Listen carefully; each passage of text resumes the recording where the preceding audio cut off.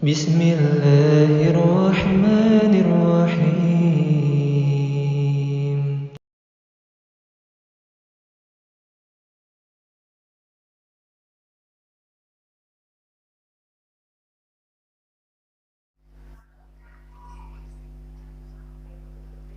Assalamualaikum warahmatullahi wabarakatuh. Innal hamdalillah walhamdulillahi rabbil alamin. Assalatu wassalamu asrafil anbiya'i wa mursalin wa ala alihi wa sahbihi ajma'in wa man tabi'ahum bi ihsanin ila yaumil qiyamah. Usikum manasi bitaqwallah faqad fazal muttaqun kama qala Allah Ta'ala fi kitabihil karim. Badan a'udzu billahi minasyaitonir rajim. Bismillahirrahmanirrahim. Ya ayyuhalladzina amanu taqullaha haqqa tuqatih wa la tamutunna illa wa antum muslimun. Wa qala fi ayatil ukhra Ya ayyuhalladzina amanu taqullaha wa qulu qawlan sadida yuslih lakum a'malakum wa yaghfir lakum dhunubakum wa may yuti'illaha wa rasulahu faqad faza fawzan 'azima. Tsumma qala Rasulullah sallallahu alaihi wasallam fa inna asdaqal hadits kitabullah wa khairul huda huda Muhammadin sallallahu alaihi wasallam wa syarrul umuri muhdatsatuha wa kullu muhdatsatin bid'ah wa kullu bid'atin dhalalah wa kullu dhalalatin finnar. Summa qala fi haditsil ukhra khairukum man ta'allamal qur'ana wa 'allama. Iqra'ul Qur'an fa innahu ya'ti yaumal qiyamah syafi'a li ashabi. Al-Qur'an hujjatun lak aw 'alaik. Rabbi israh li sadri wa yassir li amri wahlul 'uqdatam min lisani yafqahu qawli. Rabbi zidna 'ilma warzuqna fahma waj'alna minas sholihin. Kami harapkan yang di luar masuk ya.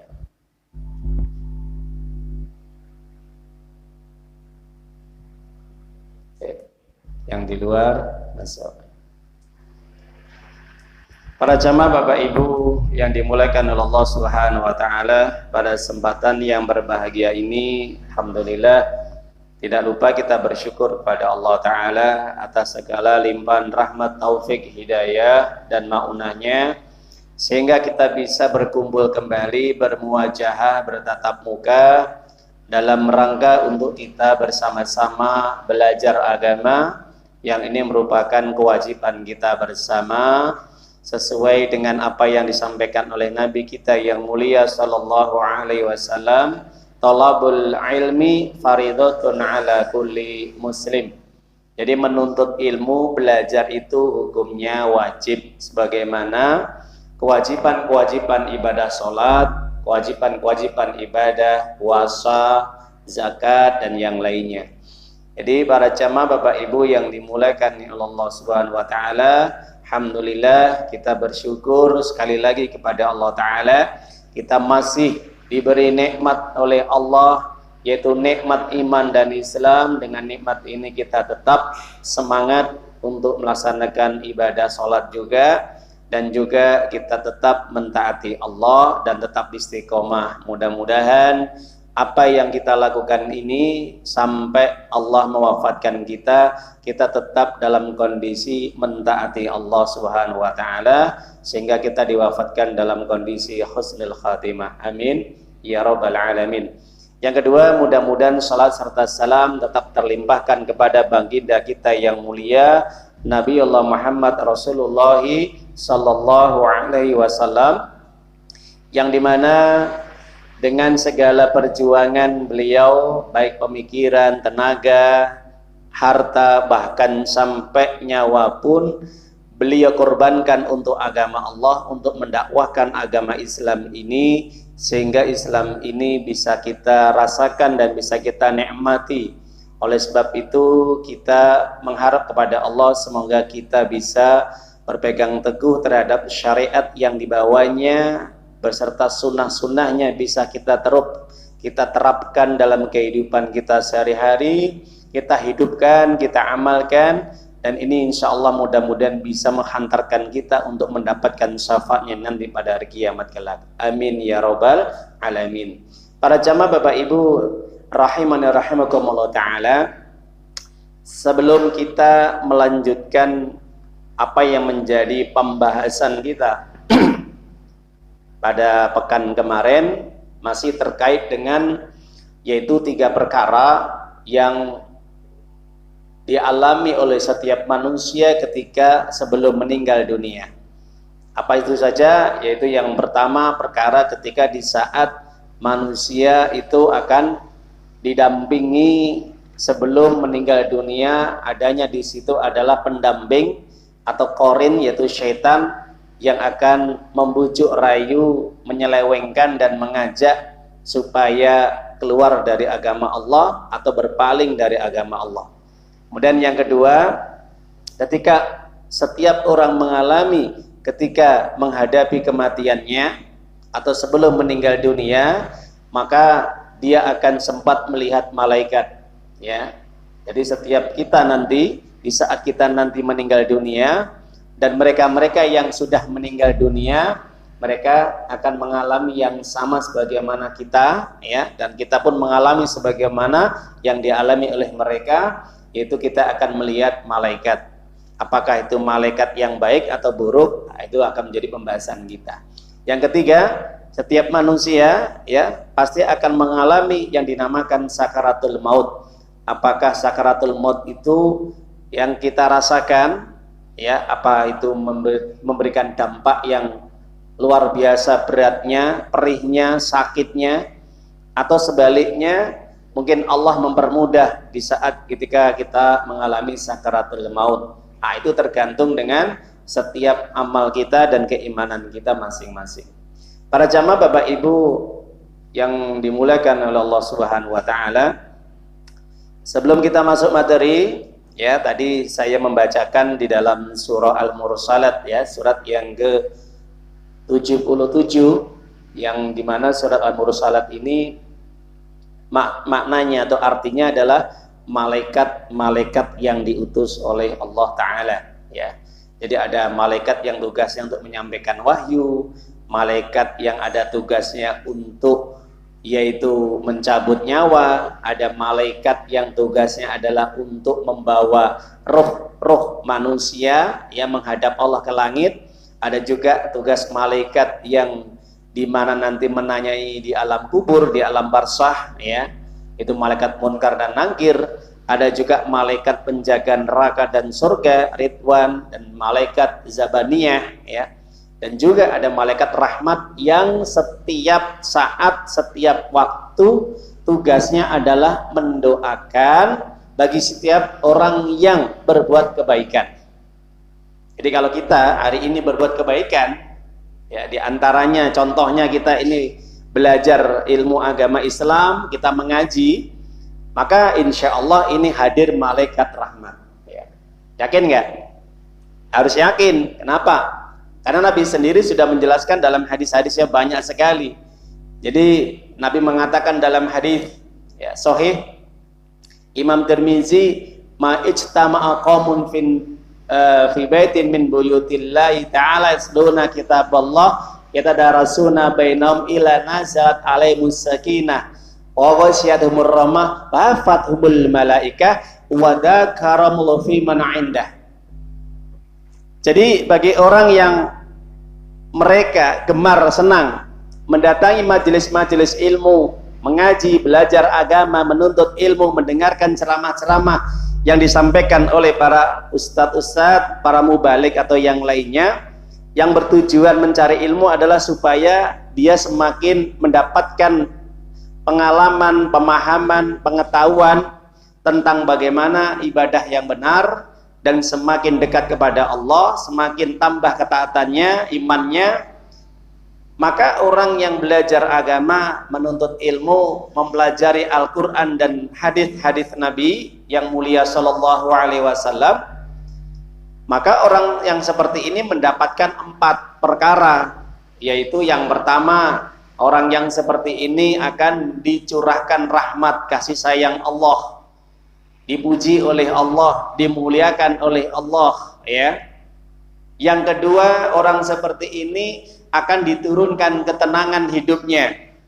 Jadi kalau kita setiap hari-hari kita sudah mulai payah, capek, kita bekerja mulai pagi sampai sore, maka ketika malam harinya kita manfaatkan untuk kita belajar agama, mengaji, membaca Quran, dan yang lainnya, maka akan Allah turunkan yaitu sakinah, ketenangan dalam hati kita.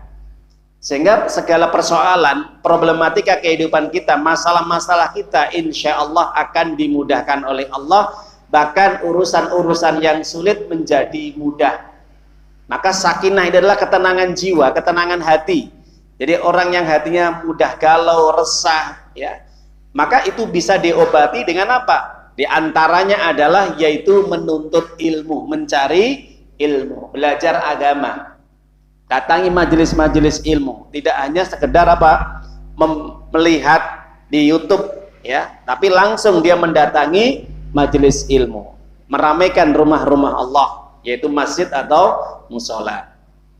Kemudian yang ketiga, para malaikat. Nah, ini para malaikat yang dimana menaunginya sambil mendoakan. Nah, ini, jadi masya Allah, ini keutamaan, keistimewaan, fadilah. Kalau kita mau belajar agama, duduk di majelis ilmu seperti ini, mudah-mudahan insya Allah ini para malaikat hari ini Pak Bu, nah, ini mendoakan Allah maghfirlahu warhamhu. Jadi para malaikat ini yang hadir ini mendoakan kita insya Allah, ya Allah ampunilah dia, ya Allah rahmatilah dia, ya Allah kasihanilah dia. Itu tugas malaikat rahmat. Jadi malaikat-malaikat rahmat yang dia ditugaskan adalah berkeliling di tempat-tempat, ya, yang di situ dibacakan ayat-ayat Allah, entah itu di rumah, entah itu di masjid. Insya Allah mereka akan senantiasa didoakan oleh malaikat. Jadi kalau orang hidup itu didoakan malaikat, Bapak Ibu, ya, maka tandanya orang itu istimewa. Dalam kehidupannya istimewa, betul. Kenapa? Karena sudah didoakan malaikat. Kalau kita sebagai orang mukmin saja, kewajiban kita adalah saling mendoakan, betul kan? Saling mendoakan, hakul muslim alal muslim.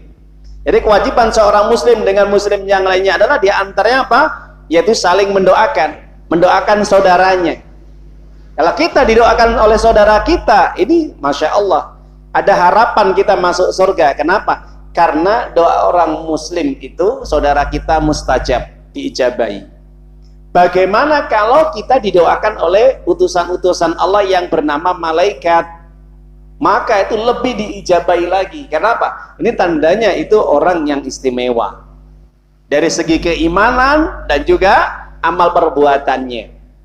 Nah, jadi itu yang ketiga. Yang keempat, keutamaan kita hadir di majelis ilmu, ya, kita belajar agama, kita mengaji, kita menyampaikan ayat-ayat Allah dan hadis-hadis Nabi. Maka nanti pada hari kiamat, bukan di dunia saja, pada hari kiamat ini akan menjadi tabungan kita nanti Bapak Ibu, ya. Apa tabungan kita? Simpanan kita adalah nanti akan dibuka di hadapan Allah.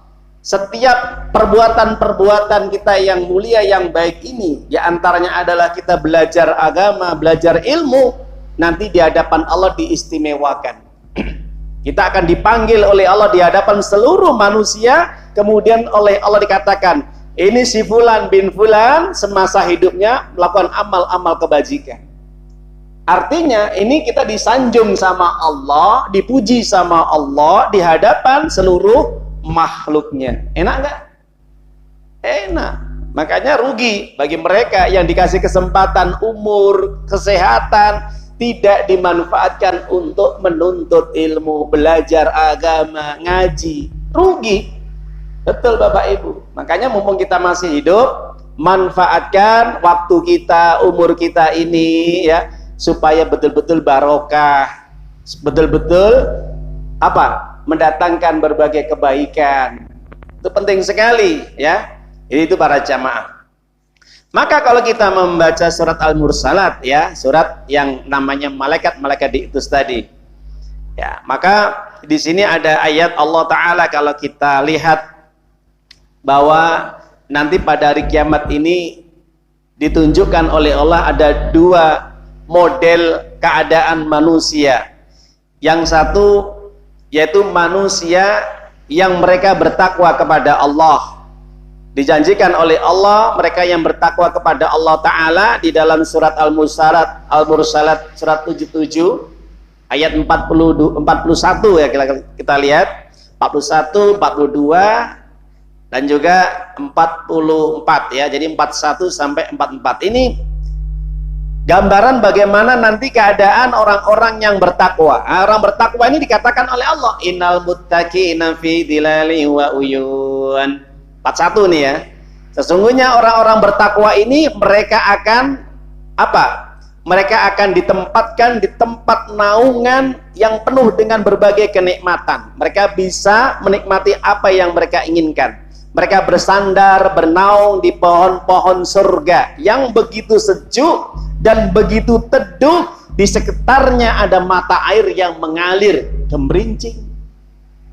Jadi orang bertakwa ini akan ditempatkan mereka di tempat yang begitu indahnya.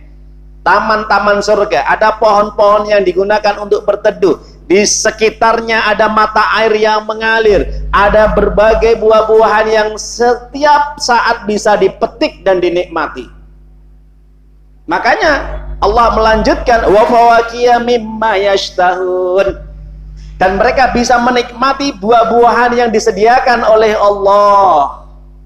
Apapun buah-buahan berbagai macam bentuknya, rasa, warna, siap untuk dinikmati. Tinggal pilih Bapak Ibu, mau pilih yang apa?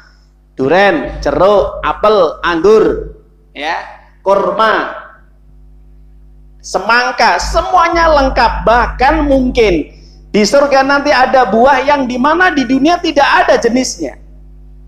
Makanya ada keserupaan atau kesamaan nama di dunia dengan yang di surga nanti, tapi di surga itu lebih komplit, lengkap, lebih banyak jenisnya.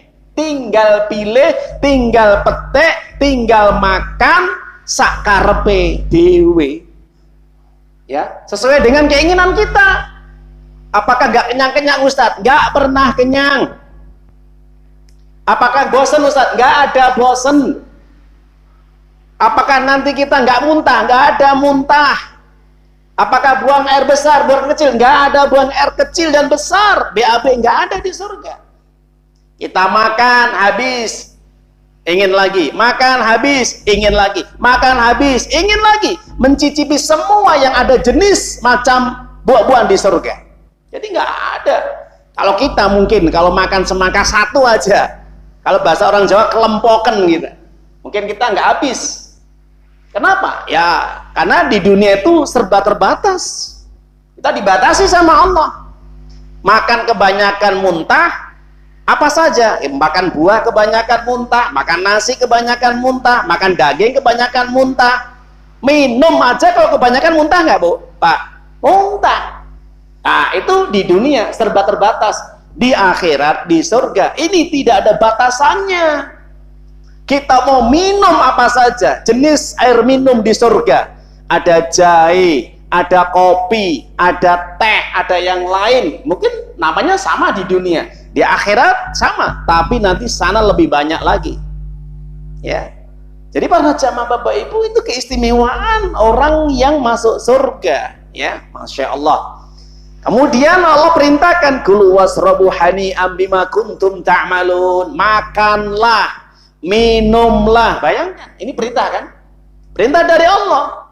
Makan, apa yang kalian inginkan makan? Makan. Jadi kalau di surga itu makan aja Pak Bu.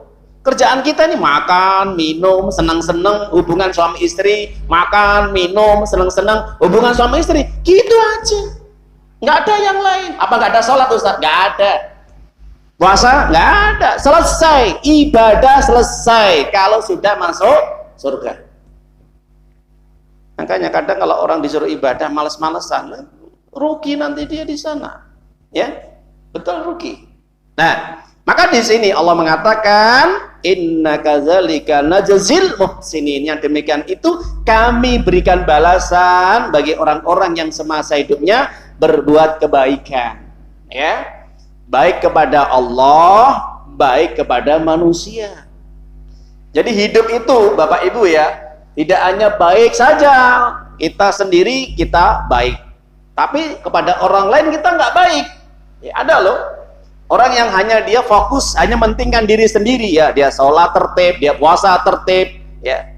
Dia mungkin juga haji berapa kali, umrah berapa kali, baca Quran, Masya Allah luar biasa. Tapi nggak mau bersedekah, nggak mau berinfak, kikir, bakhil, mengeluarkan hartanya di jalan Allah nggak mau, tidak membantu orang-orang fakir miskin atau orang-orang yang berdakwah di jalan Allah, tidak mau kontribusi untuk agama Allah. Jadi hartanya ini hanya disimpan. Ini akan menyiksa dia nanti pada hari kiamat nanti. Bisa dibuka di dalam surat At-Taubah ayat yang ke-34, 35, yang dimana balasan orang yang menyimpan harta emas dan perak yang tidak disedekah, nggak diinfakkan, nanti akan bisa menjadi lempengan-lempengan besi yang dipanaskan, diletakkan di punggungnya, di dadanya, dan di dahinya, dan setelika dia. Karena suka menyimpan harta, tidak dikeluarkan di jalan Allah. Ya. Tapi juga baik kepada manusia juga, ya. Berbuat baik, membantu saudaranya, tetangganya, keluarganya, kerabatnya. Dan juga baik kepada Allah, ya. Kadang ada orang baik kepada manusia, dia orang yang suka menyambung silaturahim, orang yang gemar bersedekah, orang yang suka membantu kesulitan tetangga, saudaranya, atau orang lain. Masya Allah, baik ini orang ini. Tapi tidak baik kepada Allah. Ada loh Bapak Ibu ya, baik kepada manusia tapi tidak baik kepada Allah. Bagaimana? Dia baik dalam urusan duniawi, urusan sosial, tapi urusan akhiratnya tidak baik, urusan agamanya tidak baik. Tidak mau sholat, tidak mau puasa, tidak mau belajar agama, tidak mau nutup aurat, tidak mau melaksanakan kewajiban-kewajiban yang lain, tidak mau zakat dan yang lain. Nah, ini tidak baik kepada Allah. Selama hidupnya tidak mau apa? Tidak mau rukuk. Makanya di sini Allah mengatakan celaka bagi orang yang mendustakan agama Allah, mendustakan kebenaran. Kata Allah, kulu wa tamatta'u qalilan innakum mujrimun. Golongan yang kedua, mereka orang-orang yang semasa hidupnya hanya dihabiskan hanya untuk bersoya-foya, bersenang-senang, mencari kehidupan dunia. Habis waktunya pagi, siang, sore, malam cari duit. Tidak pernah mikir dia untuk ibadah kepada Allah, tidak mau sholat, tidak mau rukuk, tidak mau sujud. Apa kata Allah? Silahkan kalian bersenang-senang sementara di dunia, nanti pada hari kiamat akan aku sediakan siksa yang berat bagimu. Kenapa Bapak Ibu? Orang yang seperti ini karakternya kata Allah itu yaitu ketika diperintahkan rukuk tidak mau rukuk. Wa idza qila lahum ruk'u la yarka'un. Disuruh rukuk nggak mau rukuk. Ada panggilan azan Allah sholat, tidak mau mendatanginya, tidak mau sholat. Padahal Allah sudah memanggil berapa kali? 5 kali. Kurang apa lagi dipanggil sama Allah tiap hari? Mulai pagi, subuh, siang, sore, malam dipanggil sama Allah 5 kali. Hayyalah sholat, nggak mau datang. Coba Bapak Ibu, ini model orang seperti ini kira-kira mau diapakan ini? Padahal minta apa yang dia inginkan dikasih sama Allah. Minta istri dikasih, minta anak dikasih, minta rumah dikasih, minta kendaraan dikasih. Betul nggak, Bu? Betul nggak? Tapi apa balasan dia kepada Allah ketika Allah memanggilnya? Ayo sholat. Tidak mau sholat, tidak mau rukuk. Ini kan kalau bahasa orang ya, nggak bisa ditoleransi lagi. Rasanya ya kurang ajar ini orang ini. Minta semuanya sudah diberikan, minta pekerjaan dikasih, minta jabatan dikasih, kurang apa lagi? Minta harta ya nggak kurang-kurang, rekeningnya sampai miliaran bahkan triliunan, tapi disuruh ruko nggak mau. Ya sudah kalau gitu kata Allah, orang yang seperti ini diabadikan di dalam Al-Quran. Kalau kita bisa melihat ya Bapak Ibu rahimakallahu ta'ala, surat Al-Qalam ini Allah memberikan gambaran bagaimana begitu hinanya orang-orang semasa hidup tidak mau ibadah sholat ya, padahal Allah sudah banyak memberikan banyak nikmat ya, yang gak kurang-kurang nikmat itu ya. Apa kata Allah? Yauma yukshafu an saki wa yad'auna ila sujudi fala yastati'un khashi'atan absarum tarhaqum dillah waqad kanu yad'auna ila sujudi wa hum salimun. Nanti pada hari kiamat, ketika Allah menyingkapkan betisnya, kekuasaannya, kebesarannya di hadapan seluruh manusia, dan di saat itulah saat-saat yang sangat-sangat mengerikan. Kenapa? Penentuan amal, catatan. Apakah ahli surga, apakah ahli neraka? Ya, itu dibuka betisnya Allah, kekuasaan Allah, kebesaran Allah, keagungan Allah. Di saat itu manusia diperintahkan untuk sujud oleh Allah, diperintahkan sujud semuanya. Kan campur Pak Bu ya, ada orang beriman, orang Islam, orang baik, orang kafir, musyrik, munafik, dolim, fasik, campur semuanya. Disuruh sujud. Semuanya sujud yang beriman. Semuanya sujud. Ya, triliunan manusia sujud semuanya. Yang semasa hidup mereka betul-betul sujud. Artinya mereka menjaga sholat 5 waktunya. Ketika diperintah oleh Allah sujud nanti pada hari kiamat di padang mahsyar, di pengadilan Allah, mereka sujud serentak semuanya. Kenapa? Semasa hidupnya sujud. Sebaliknya mereka yang tidak pernah sujud, tidak bisa sujud, tidak bisa ruku. Kenapa Bapak Ibu?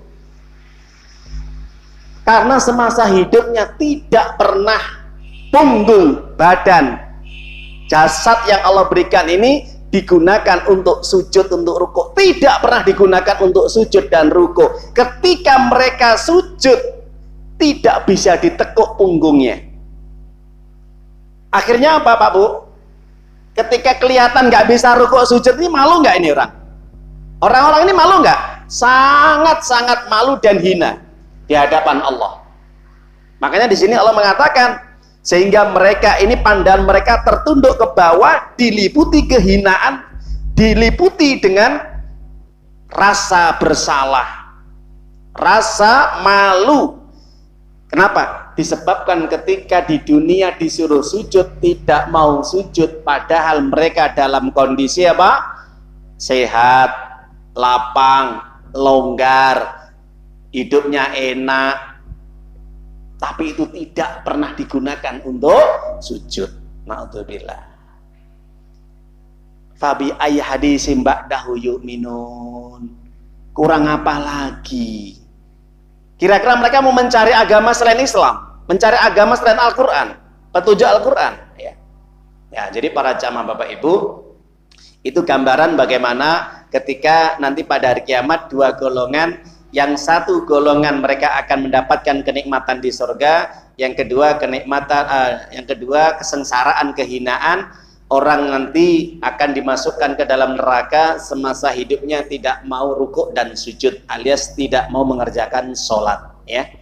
Semoga kita dijaga oleh Allah untuk tetap istiqomah, bisa menjaga sholat 5 waktu kita sampai kita meninggal dunia. Amin ya robbal alamin.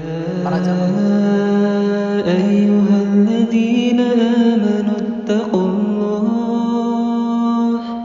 ittaqullaha haqqa tuqatih wa la tamutunna